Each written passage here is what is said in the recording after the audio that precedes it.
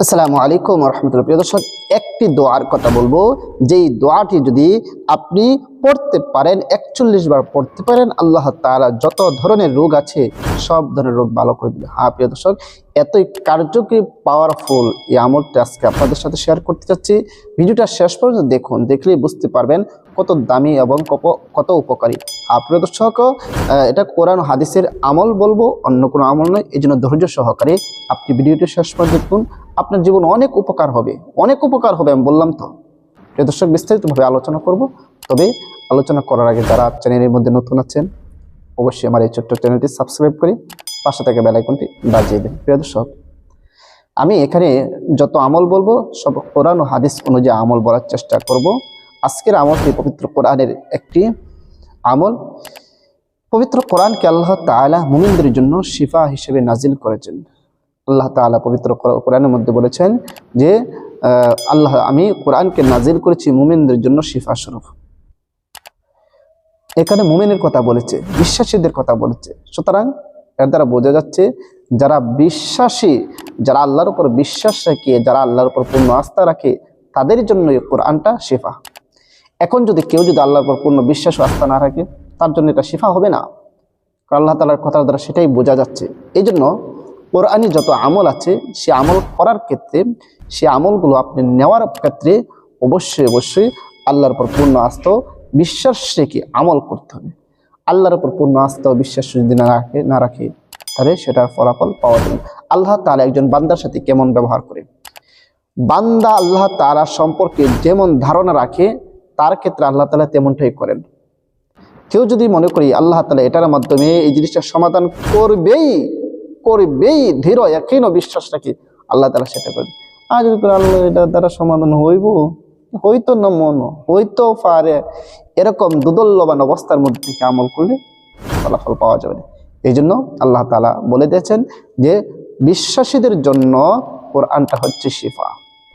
দর্শক, আজকের যে আমলটির কথা বলবো, সেটাও করার ক্ষেত্রে আপনাকে সর্বপ্রথম আল্লাহর উপর পূর্ণ আস্থা ও বিশ্বাস রাখতে হবে।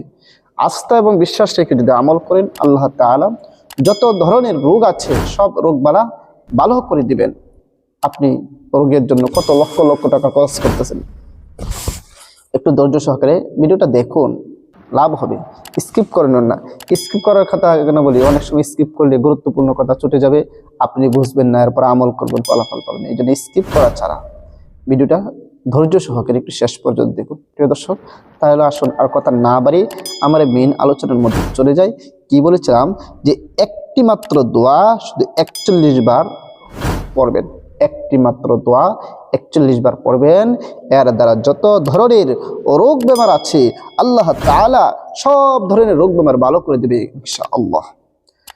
প্রিয় দর্শক, সে আমলটি কিভাবে করবেন? প্রিয় দর্শক, কোরআনি আমল। এই জন্য আমল করার ক্ষেত্রে সর্বপ্রথম নিজেকে পবিত্র করে নেবেন।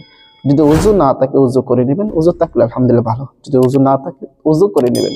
পবিত্রতা আল্লাহ তাআলার সিফত, আল্লাহ তাআলা নিজে পবিত্র। আর পবিত্রতাকে পছন্দ করে কোনো বান্দা যখন পবিত্র হয়ে কোনো কাজ করে, সেই কাজের গ্রহণযোগ্যতা আল্লাহ তাআলার কাছে বেড়ে যায়, সেই কাজের ক্ষমতা অনেক বেড়ে যায়, সেই কাজের কার্যকরিতা অনেক বেড়ে যায়।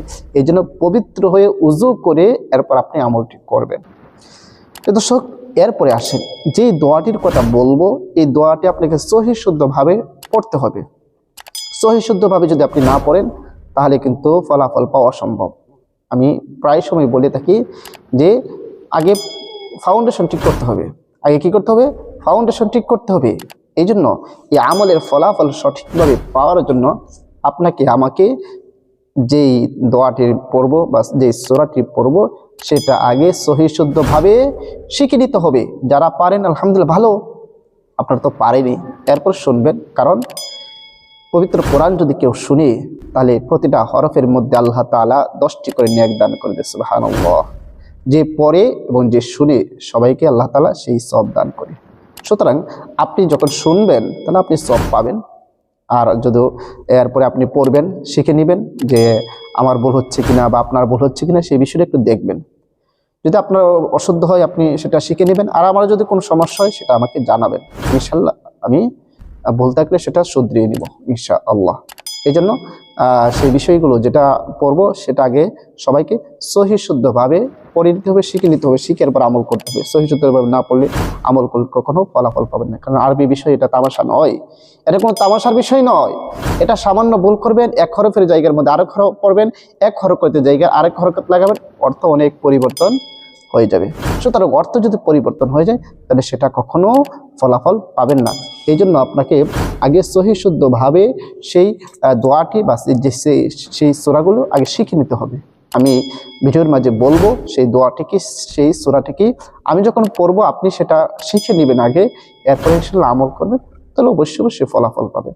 কেউ মনে করতে পারেন এত কথা বলতেছি কিনা, আসলে কথাগুলো অপ্রয়োজন নয়, প্রয়োজনীয় কথাই আগে বলতেছি। যে আমলের আগে যেই কথাগুলো প্রয়োজন, আমলের জন্য যে শর্তগুলো, সেটা আপনাদের আগে বলতেছি, এরপর আমল আপনাদের শিক্ষা দেব।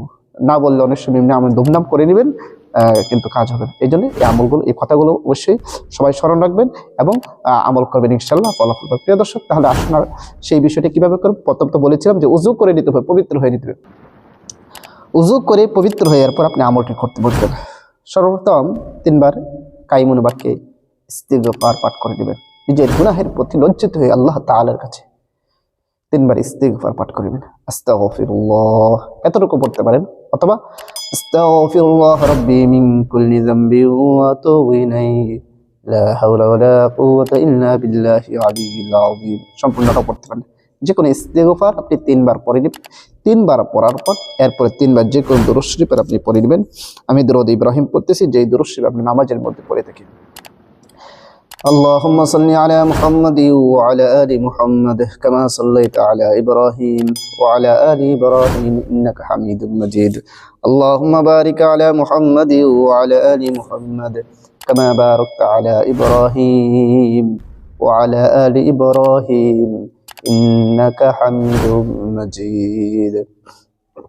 এরকম ভাবে 3 বার ইস্তিগফার এবং 3 বার দুরূদ শরীফ পড়ার পর আপনি পড়বেন সেই দোয়াটি বা সেই সূরাটি কি সেটা শুনুন। আউযু বিল্লাহি মিনাশ শাইতানির রাজীম। বিসমিল্লাহির রহমানির রহিম। আলহামদুলিল্লাহি রাব্বিল আলামিন। আর রহমানির রহিম। مالك يوم الدين. إياك نعبد وإياك نستعين. اهدنا الصراط المستقيم. صراط الذين أنعمت عليهم غير المغضوب عليهم ولا الضالين. এই সূরা ফাতিহা দোয়াটি মানে বলেছেন 41 বার একটি দোয়া বলতে সূরা, তথা সূরা ফাতিহা। এই সূরা ফাতিহাটা আপনি সহিহ শুদ্ধভাবে প্রথমবার আউযু বিল্লাহ বিসমিল্লাহ, 3 বার ইস্তিগফার, 3 বার দুরূদ শরীফ, এরপর আউযু বিল্লাহ বিসমিল্লাহ পড়ে সূরা ফাতিহা পড়বেন, এরপর শুধু বিসমিল্লাহ পড়ে সূরা ফাতিহা পড়বেন। মোট 41 বার পড়বেন। কতবার? মোট 41 বার। 41 বার পড়া যখন শেষ হয়ে যাবে, এরপরে আবারও যে কোনো দুরূদ শরীফ পড়েন, 3 বার পড়ে নেবেন। আল্লাহুম্মা সাল্লি আলা মুহাম্মদ, আল্লাহুম্মা সাল্লি আলা মুহাম্মদ, আল্লাহুম্মা সাল্লি আলা মুহাম্মদ। এটা কিন্তু দুরূদ শরীফ, ছোট দুরূদ। এরপর ছোট দুরূদ আছে সাল্লাল্লাহু আলাইহি ওয়াসাল্লাম, যে কোনো ছোট দুরূদ শরীফ পড়ে নিতে। পড়ার পরে আপনার আমল করা শেষ। প্রিয় দর্শক, আরেকটা জিনিস জেনে নিই যে সূরা ফাতিহাকে সূরাতুশ শিফাও বলা হয়। সূরাতুশ শিফা আরোগ্যের সূরা। সূরা ফাতিহা পড়ে যে কোনো রোগীকে যদি এভাবে পড়ে 41 বার পড়ে যদি তার উপর ফু দেওয়া হয় বা দম করা হয়, কোনো পানির মাঝে ফু দিয়ে সেই পানিটা পান করে দেওয়া হয়, আল্লাহ তাআলা ওই ব্যক্তিকে সুস্থ করে দিবে, আল্লাহ তাআলা ওই ব্যক্তিকে আরোগ্য দান করবে, আল্লাহ তাআলা ওই ব্যক্তিকে শিফা দান করে দিবে ইনশাআল্লাহ। প্রিয় দর্শক, এতই কার্যকরী পাওয়ারফুল এই আমল, এটা খুবই কার্যকরী। হাদিসের মধ্যে এসেছে, এক সাহাবীরে বলছে যে সমস্যা, বকরি ছাগলের সমস্যা, পরে উনি সূরা ফাতিহা পড়ে ফু দিয়ে পানি ফু দিয়ে খাওয়াইছে, ভালো হয়ে গেছে। এক বাচ্চার সমস্যা, সূরা ফাতিহা পড়ে ফু দিয়েছে, পরে ভালো হয়ে গেছে। আমরাও এরকম অনেক নিজেরাও এগুলো আমরা করে থাকি। আমি নিজেও আমার যখন কোনো সমস্যা হয়, পেটে ব্যথা হয় বিশেষ করে, তখন আমি এভাবে পড়ে পান করি, আলহামদুলিল্লাহ সাথে সাথে ভালো হয়ে যায়। আমার পূর্ণ বিশ্বাস ও আস্থা আল্লাহর উপর রেখে আমল করি। আপনি আল্লাহর উপর পূর্ণ বিশ্বাস ও আস্থা রেখে যদি আমল করেন, যে কোনো রোগীকে আপনি পানিটা পান করাবেন বা দম করবেন, আপনার সেই রোগী সুস্থ হয়ে যাবে, সেই রোগী ভালো হয়ে যাবে ইনশাআল্লাহ। আল্লাহর উপর পূর্ণ আস্থা বিশ্বাস রেখে যদি আমল করতে পারেন, অবশ্যই অবশ্যই ফলাফল পাবেন। প্রিয় দর্শক, ভিডিওটা বেশি করে শেয়ার করে দিবেন যেন এই সহজ আমলটি সবাই শিখে রাখতে পারে এবং আমল করতে পারে। সবাইকে অসংখ্য ধন্যবাদ। আসসালামু আলাইকুম ওয়া রাহমাতুল্লাহ।